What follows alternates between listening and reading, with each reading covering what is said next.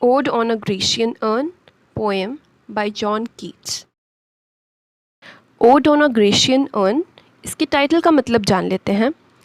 Odd यानी ऐसी poem जिसे एड्रेस किया जा रहा हो किसी को, यानी ग्रेशियन अर्न पर ये एक ओड है उसको एड्रेस करते हुए। ग्रेशियन का वर्ड का मतलब होता है ग्रीस से रिलेटेड, और ग्रीस जो है वो यानी यूरोप की प्राचीन जो सभ्यता है वहाँ से जुड़ा हुआ एक देश है।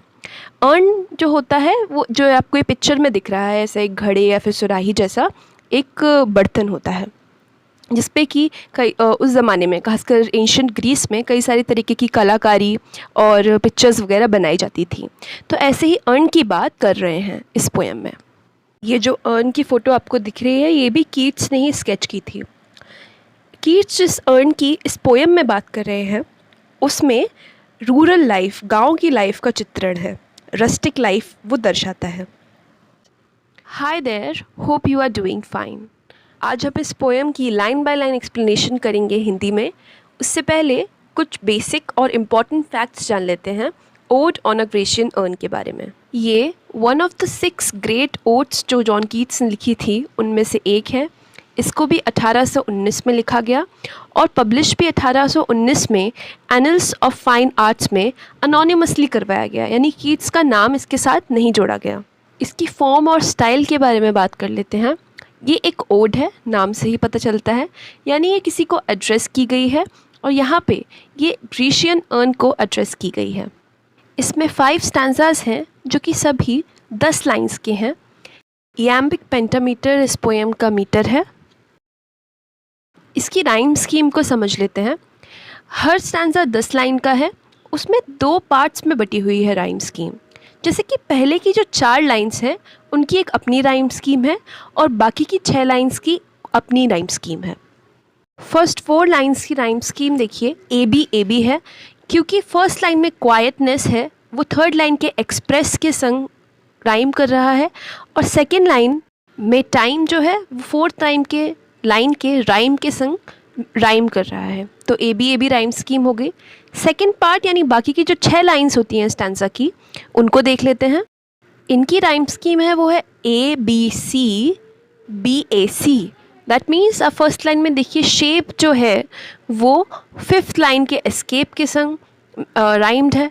सेकेंड लाइन में बोथ लोथ जो है लाइन उसके संग राइम्ड है। इस तरीके से जो इसकी राइम स्कीम है वो है A B C B A सी।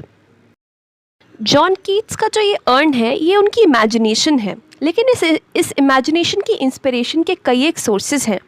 सबसे पहला तो जो उनके फ्रेंड थे बेंजामिन हेडन, उन्होंने ग्रीक एंटीक्विटी पे कई सारे आर्टिकल्स लिखे थे, तो कीट्स उससे बहुत प्रभावित हुए। साथ ही वो म्यूज़ियम में जो विजिट्स थी वहाँ पे उन्होंने कई एक आर्ट वर्क्स, जैसे कि यहाँ पर है Elgin marbles, Townley vase, Claude Lorrain paintings, इन सब से वो काफ़ी प्रभावित हुए इस पोएम को लिखने के लिए। आइए इस पोएम को line by line stanza wise समझते हैं। स्टैंजा 1 के बारे में बात कर लेते हैं।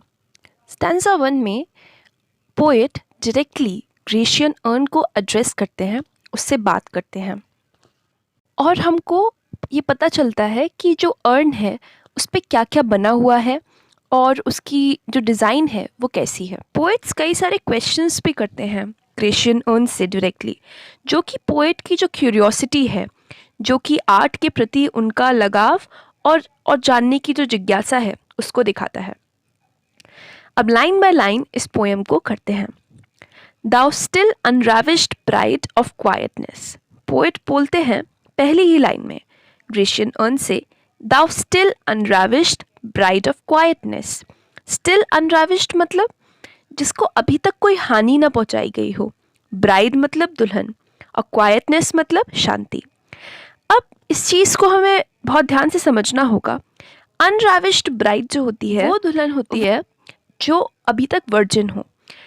इसका मतलब ये भी है कि जो ग्रेशियन अर्न है वो अभी तक बिल्कुल हानि नहीं पहुंची है उसको, स्टिल अनराविश्ड, यानी उसकी एक जो ब्यूटी है वो एक ब्राइड, बिल्कुल नई नवेली जो ब्राइड की तरह हमेशा से ही बिल्कुल इंटैक्ट है, उसमें कोई भी उसे डेंट नहीं पहुंचा है। और क्वाइटनेस यानी शांति का प्रतीक बताते हैं वो एक तरीके से ग्रेशियन अर्न को। Thou foster child of silence and slow time. Second line में भी वो उसे एक रिश्ते से एसोसिएट करते हैं, फोस्टर चाइल्ड यानी बच्चा, गोद लिया हुआ बच्चा, of silence and slow time, शांति का और स्लो टाइम का, स्लोली स्लोली जो टाइम बीतता है तुम उसके बच्चे हो। यहाँ पर आप देखिए कि ब्राइड, फोस्टर चाइल्ड, ये दोनों ही वर्ड्स मतलब रिलेटिव्स, किसी के रिश्तेदार। रिश्तेदार मतलब जो कि क्लोजली एसोसिएटेड हो किसी से, तो वो क्वाइटनेस, साइलेंस और स्लो टाइम के आइडिया के साथ ग्रीशियन अर्न को एसोसिएट कर रहे हैं कि तुम इस सब का प्रतीक हो। तुम स्लो टाइम हो, धीरे धीरे टाइम बीतता है अगर तुमको देखो तो, साइलेंस है तुम्हारे अंदर और क्वाइटनेस है। Next line, sylvan historian who canst thus express a flowery tale more sweetly than our rhyme। सिल्वन का मतलब होता है जो कि फॉरेस्ट से और पेड़ पौधों से एसोसिएटेड हो, और से हिस्टोरियन बोल रहे हैं वो। दैट मीन्स जो ग्रेशियन अर्न है उस पर काफ़ी सारे पेड़ पत्ते पौधे ये सब बने हुए हैं, तो उसे सिल्वन हिस्टोरियन कि ऐसे पेड़ पत्ती पौधे वाला तुम हिस्टोरियन हो, यानी तुम हिस्ट्री को भी अपने साथ रखती हो, हिस्ट्री से एसोसिएट कर रहे हैं वो ग्रेशियन अर्न को। हु कांस्ट दस एक्सप्रेस, जो कि एक्सप्रेस कर सकती है क्या, अ फ्लावरी टेल, एक बहुत सुंदर टेल, फ्लावर मतलब सुंदर, more sweetly than our rhyme, और वो टेल, वो कहानी किससे भी सुंदर होगी, मेरे या फिर सब पोएट्स के, सब कवियों के राइम से भी सुंदर होगी। राइम मतलब पोएट्री। तो तुम जो बता सकती हो वो हम उतने अच्छे तरीके से नहीं बता सकते, पोएट्स हम उतने अच्छे तरीके से नहीं बता सकते। What leaf-fringed legend haunts about thy shape, of deities or mortals or of both। यहाँ पर पोएट क्वेश्चन करते हैं, What leaf-fringed legend haunts about thy shape। इसका मतलब लीफ फ्रिंज्ड मतलब लीव से घिरा हुआ, लेजेंड मतलब एक बहुत पुरानी कहानी, हॉन्ट्स अबाउट दाई शेप, तुम्हारी जो शेप है, तुम्हारे इर्द गिर्द कौन सी वो कहानी है लीफ से घिरी हुई जो इधर उधर घूम रही है, यानी तुम में, तुम्हारे आसपास ऐसी कौन सी कहानी है मुझे बताओ। वो कहानी किसकी है, ऑफ डियटीज़ और मॉर्टल्स और ऑफ बोथ, और वो कहानी किसकी है, डियटीज़ भगवानों की, मॉर्टल्स यानी इंसानों की, या दोनों की। इन टेम्पे और द डेल्स ऑफ आर्केडी, और कहाँ पे सेट है वो, उसकी सेटिंग कहाँ है कहानी की, टेम्पे और डेल्स ऑफ आर्केडी में। अब जो टेम्पे और आर्केडी जगहें हैं ये ग्रीस की जगह हैं, और टेम्पे को अपोलो जो गॉड हैं, गॉड ऑफ सन, उनसे एसोसिएट किया जाता है, और आर्केडी जो है वो वहाँ पर ज़्यूस जो कि गॉड ऑफ गॉड्स है, द किंग ऑफ गॉड्स है, उनका बर्थ प्लेस है वो। What men or gods are these? What maidens loathe? What mad pursuit? What struggle to escape? तो पोइट पूछते हैं, तो कहते हैं ये कौन से आदमी हैं, कौन से गॉड्स हैं, कौन से भगवान हैं ये, और ये मेडन्स जो है यानी जो लड़कियां हैं, कवारी लड़कियां मेडन्स, वो जो ऐसी लग रही हैं अनमनी सी। लोथ का मतलब होता है रिलक्टेंट, यानी कुछ करने से थोड़ा अनमना होना, तो अनमनी सी लगती हुई लड़कियां कौन हैं, ये आदमी कौन है, ये गॉड्स कौन है। तो जो जो लोग ग्रेशियन अर्न पर बने हुए हैं उनकी आइडेंटिटी पूछते हैं पोएट। व्हाट मैड परस्यूट, ये क्या परस्यूट है, ये क्या करने में लगे हुए हैं ये लोग, परस्यूट मतलब कुछ करना, तो क्या कर रहे हैं, और ये एस्केप करने की, यहाँ से एस्केप करने की स्ट्रगल कैसी है।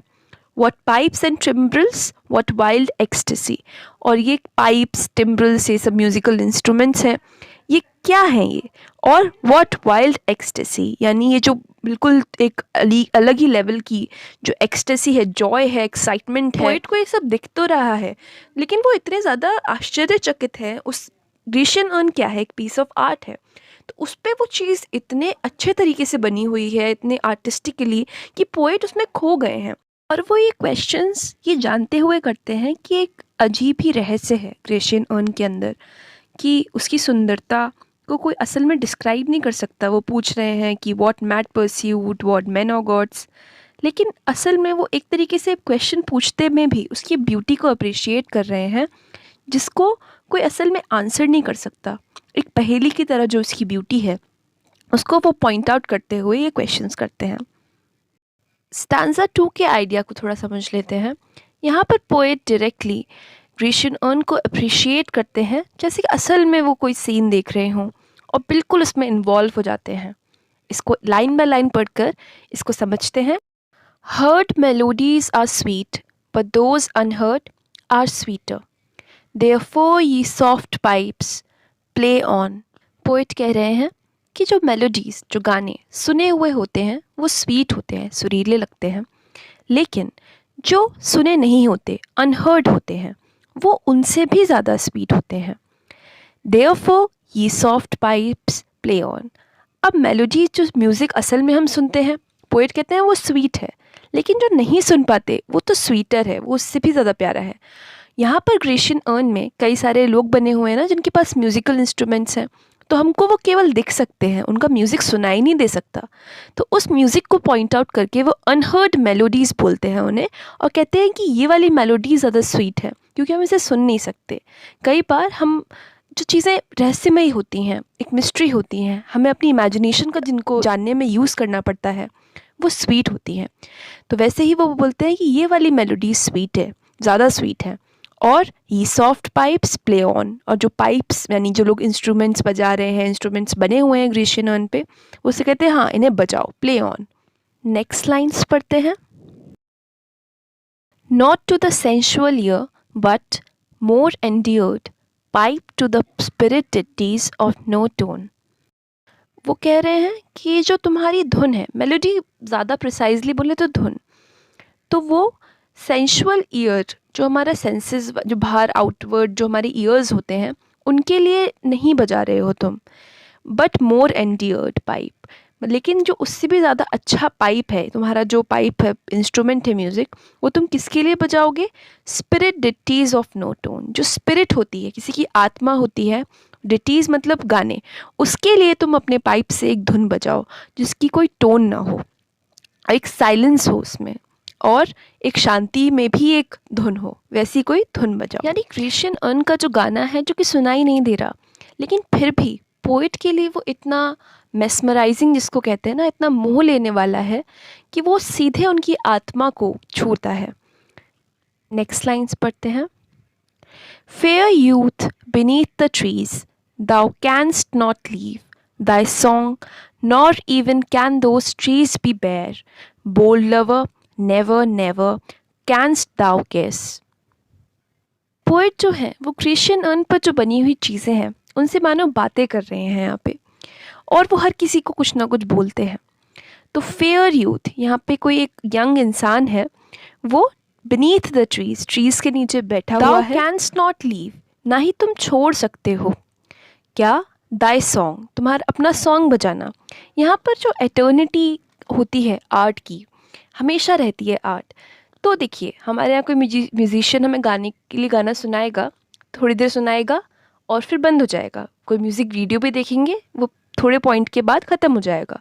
लेकिन ग्रेशियन अर्न पर बना हुआ जो एक यंग पर्सन है, जो कि ट्रीज़ के नीचे बैठ के गाना बजा रहा है, धुन बजा रहा है, वो कभी भी बंद नहीं होगा, हमेशा उस जगह बैठकर, क्योंकि उसे वहाँ पर बना दिया गया है गाना बजाते हुए, तो वो हमेशा गाता रहेगा, बजाता रहेगा वो गाना अपने पाइप से।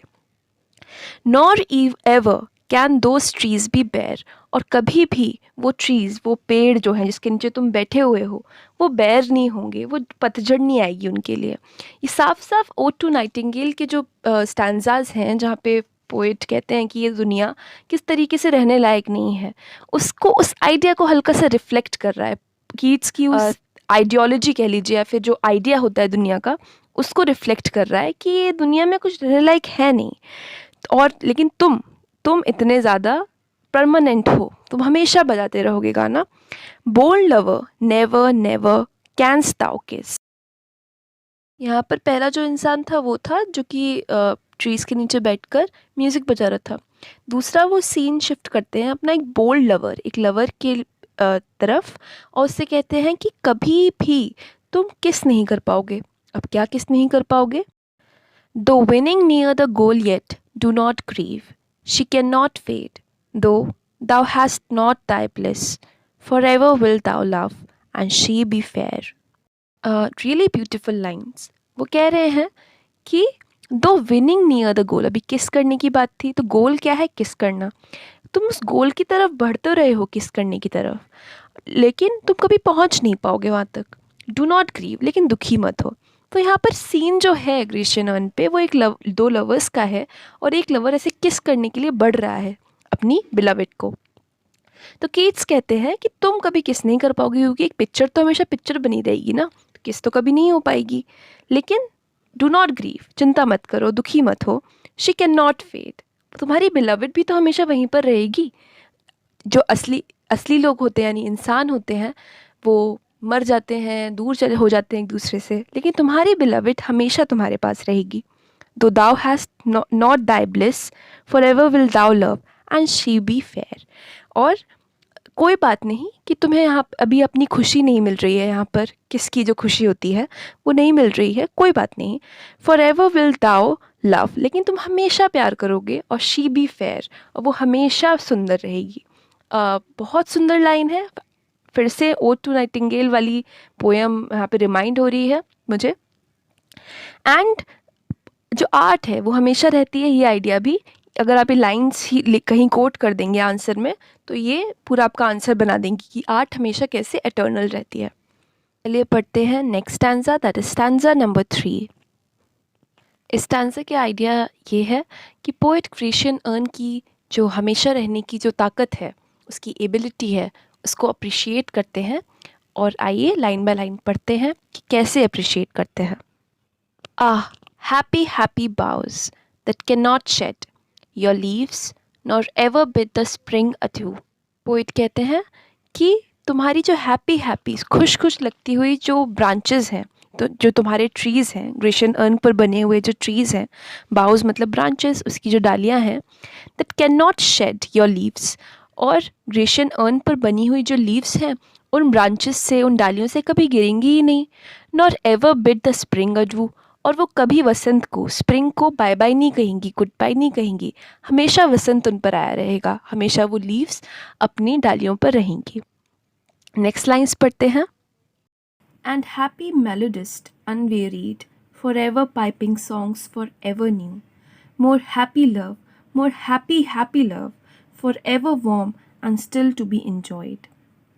इट्स कहते हैं, और शुरू में देखो वो हैप्पी हैप्पी से उन्होंने शुरू किया था, वो मतलब जो खुशी छाई हुई है ग्रेशियन अर्न पे, और जो खुशी कीट्स उसे देखकर महसूस कर रहे हैं, उस हैप्पीनेस को बार बार वो इस स्टैंजा में हैप्पी वर्ड का यूज़ कर करके एक्सप्रेस करते हैं। तो कहते हैं हैप्पी मेलोडिस्ट, जो धुन बजाने वाला मेलोडिस्ट, वो भी खुश है बहुत। अनवेरिड, वो थकेगा नहीं, कभी बजाते बजाते नहीं थकेगा वो गाना। For ever piping songs for ever new, और वो हमेशा गाने बजाता रहेगा और हमेशा नए रहेंगे उसके गाने। मोर happy love, more happy happy love, और जो प्यार होगा वो बहुत खुशी से भरा हुआ होगा, और खुशी और प्यार बढ़ते ही जाएंगे।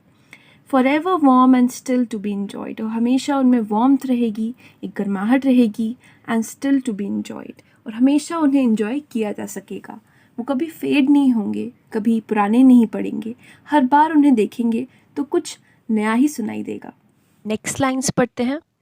For ever panting and for ever young, all breathing human passion far above, that leaves a heart high sorrowful and cloyed and burning forehead and a parching tongue. Poet कहते हैं फॉर एवर पैंटिंग, पैंटिंग मतलब होता है ज़ोर ज़ोर से सांस, जब हम हाफते हैं ना तो उसे पैंटिंग बोलते हैं। तो वो अर्न के लिए कह रहे हैं कि तुम्हारा सांस लेना हमेशा चलता रहेगा, हमेशा तुम बड़े जोश के साथ सांस लेते रहोगे, ज़िंदा रहोगे। एंड फॉर एवर यंग, हमेशा यंग रहोगे, जवान रहोगे। मतलब जो तुम्हारी इमेजेस हैं अर्न के लिए वो बोल रहे हैं। All breathing human passion far above, और जितने भी ब्रीदिंग ह्यूमन पैशंस हैं, जो कि ह्यूमन वर्ल्ड के पैशंस हैं, इमोशंस हैं जितने भी सारे, वो तुमसे बहुत दूर हैं, और तुमसे उनका ज़्यादा साबका नहीं है। That leaves a heart high sorrowful and cloyed, और वो कहते हैं कि हमारे जो पैशंस हैं इंसानों के, वो एक हार्ट को, दिल को बहुत ज़्यादा सॉरोफुल, बहुत दुखी बना देते हैं, और क्लॉयड, क्लॉयड मतलब होता है किसी चीज़ की एक्सेस से, बहुत ज़्यादा कोई चीज़, किसी चीज़ की ओवरडोज हो जाए ना तो बहुत ज़्यादा डिस्गस्ट हो जाता है। कुछ भी आप अच्छा भी कुछ अच्छा ज़्यादा खा लो तो वहाँ पे ओवरडोज होकर हम उस चीज़ से चिढ़ने लग जाते हैं, तो वो क्लॉयड हो जाते हैं हम लोग। A burning forehead and a parching tongue, हमें हमारी जो इमोशंस हैं उनकी वजह से कभी हमारा सर तपता है, फीवर आता है हमको, और पार्चिंग टंग कभी ज़बान सूखती है, थर्स्ट लगती है, मतलब बहुत सारे यहाँ पे व्यवधान बोलते हैं ना, हर्डल्स हैं। और तुम जो एक्सप्रेस कर पा रहे हो ग्रेशियन अर्न, हम उससे बहुत दूर हैं, हम बहुत लिमिटेड लोग हैं, हमारे पैशंस बहुत लिमिटेड हैं और बहुत दुख देने वाले हैं। स्टैंजा नंबर 4 पे आते हैं हम। कीट्स यहाँ पर डिस्क्रिप्शन करते हैं फिर से जो जो भी अर्न की इमेजेस है उनका। अगर आपके पास एक नोटबुक है तो आप संगे संगे इन इमेजेस को नोट डाउन कर सकते हैं। ये ऑब्जेक्टिव या सब्जेक्टिव जैसा भी पेपर है उसमें काफ़ी हेल्पफुल रहेंगे। Let's read it line by line. Who are these coming to the sacrifice? To what green altar, O mysterious priest, leadest thou that heifer lowing at the skies, and all her silken flanks with garlands dressed? ये जो image है earn पे वो एक ceremony की है। पुराने ज़माने में हम कहते थे ना सेक्रीफाइस करते थे हवन वगैरह में, वैसे ही कुछ सेरेमनी है।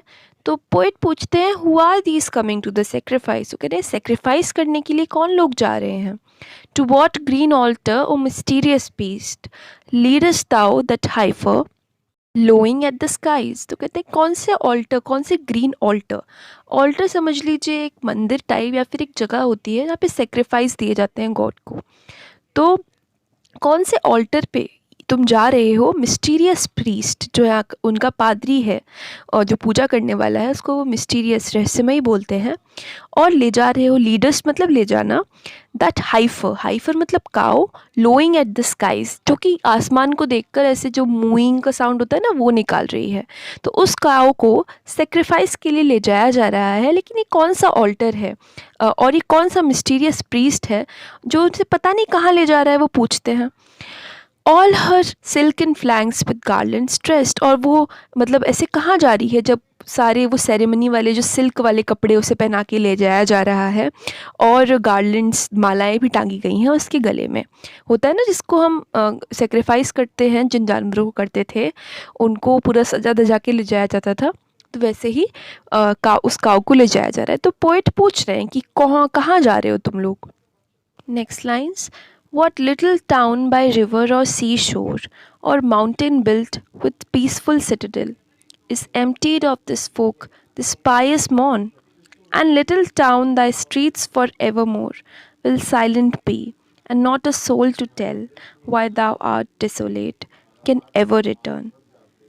पोइट पूछते हैं कि क्योंकि सेक्रीफाइस के लिए कई सारे लोग जा रहे हैं ना, तो वो कहते हैं कि what little town by river और सी शोर। तो कहते हैं कौन सा छोटा सा टाउन है, जगह है, सिटी है जो कि रिवर या सी शोर के पास बना है, या फिर तो है ना रिवर के पास है या समुद्र के पास है, या फिर माउंटेन बिल्ट उस माउंटेन पर बना हो सकता है।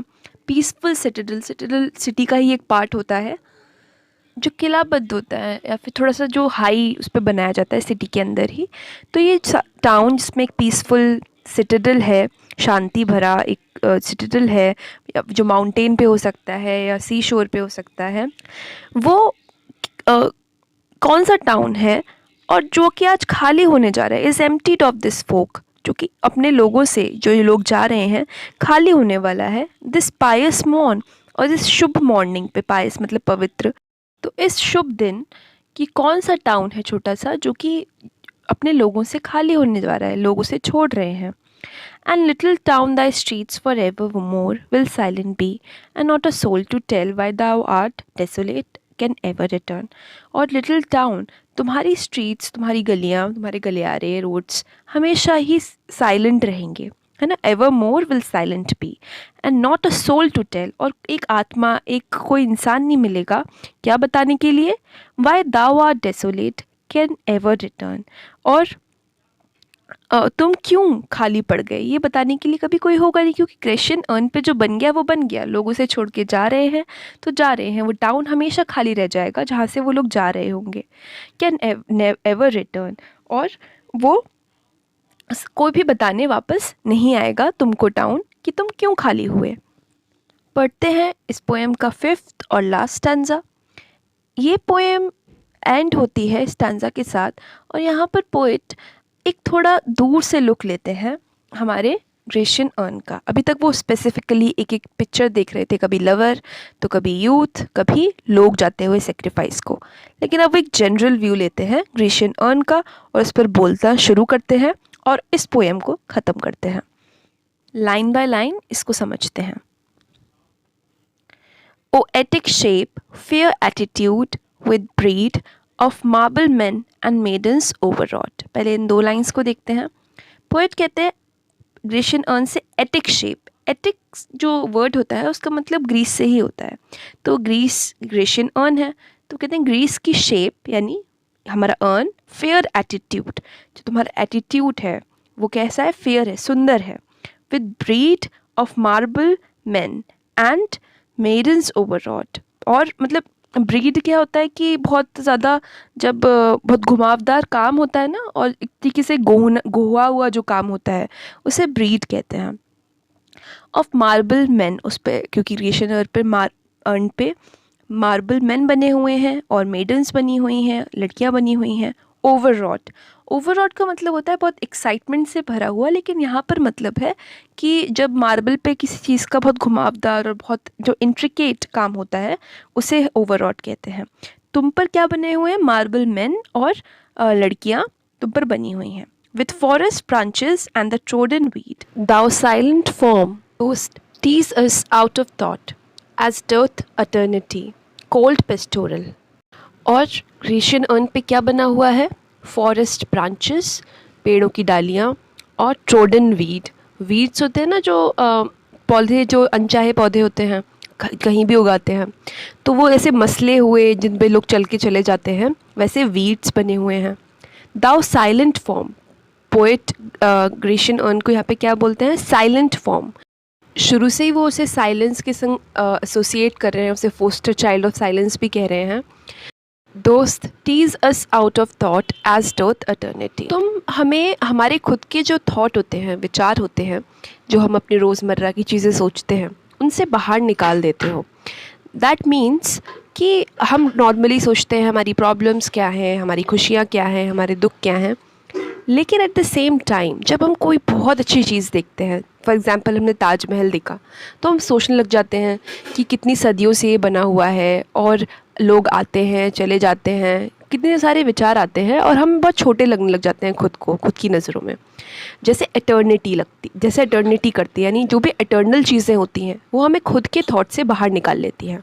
लेकिन ये थोड़ा सा जो हमें एक इंटरवल मिलता है, रेस्ट का टाइम मिलता है अपने खुद के थॉट से निकलने का, वो हमें खुद से भी दूर ले जाता है और ऐसा लगता है कि अर्न को उससे कुछ ज़्यादा फ़र्क ना पड़ता हो।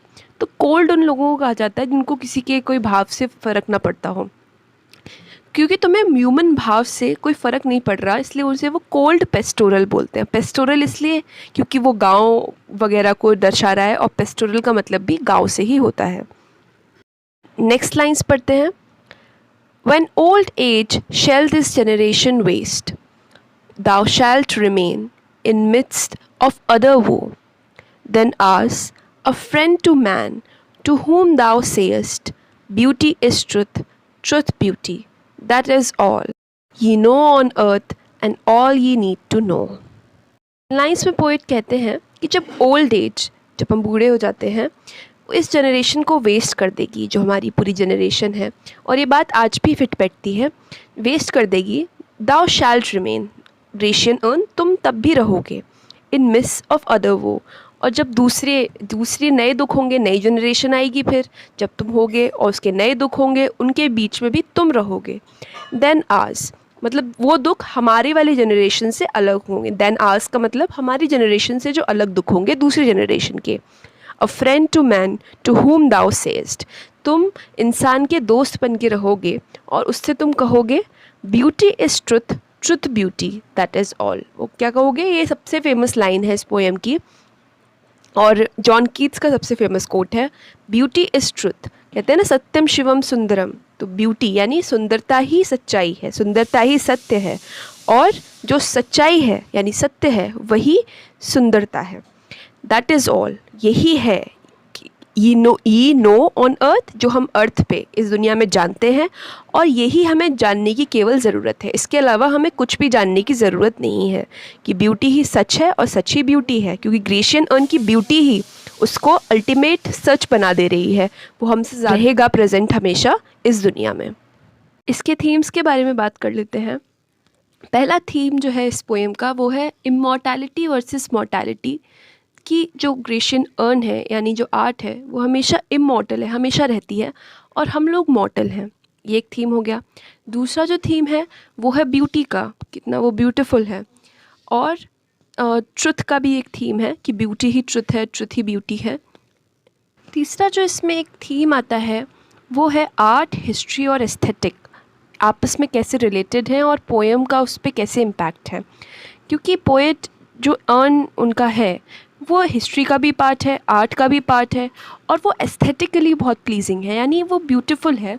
और उसके कुछ एक तरीका है, एक ब्यूटी में भी उसकी एक तरीका है, उसे एस्थेटिक बोलते हैं। वो पोइट को इतना प्लीज़, इतना खुश कर देता है कि पोइट उसमें अपनी इमेजिनेशन डालकर एक पूरी पोएम तैयार कर देते हैं। तो ये थी ode on a Grecian urn की line by line explanation Hindi में। अगर आपको ये वीडियो अच्छा लगा हो, आपके लिए हेल्पफुल साबित रहा हो, तो प्लीज़ इसे लाइक करना ना भूलें। मेरे चैनल को सब्सक्राइब करें ताकि आप आगे की वीडियोस से भी कैचअप कर पाएँ, और अपने फ्रेंड्स के साथ शेयर कर सकते हैं। अगर आपका एग्ज़ाम है तो all the very best. Take care, good bye.